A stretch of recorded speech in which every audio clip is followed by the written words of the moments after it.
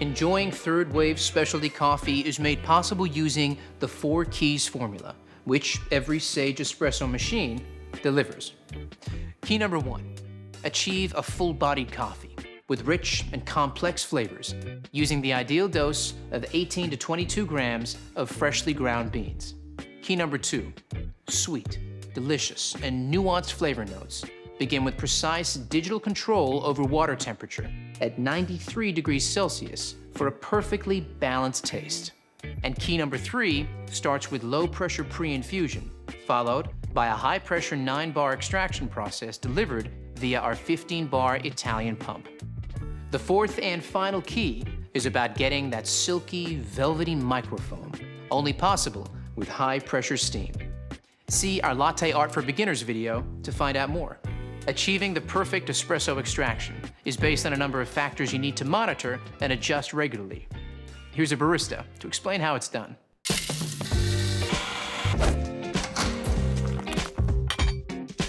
Okay, so you have your specialty coffee beans and you're ready to hit that brew button. Let's take a closer look at some extraction results you might come across and what adjustments you need to make to consistently create that balanced espresso shot. Baristas call finding the optimal extraction dialing in. This is because it usually revolves around just adjusting the grind dial to get the right grind size. Ambient temperature, humidity, and age of the coffee all play a part in the optimal setting, and it can be tricky. Pay attention to the shot clock as each extraction starts. If your espresso is flowing too fast, it's under-extracted, and you'll need to decrease your grind size, making it finer for the next coffee you make.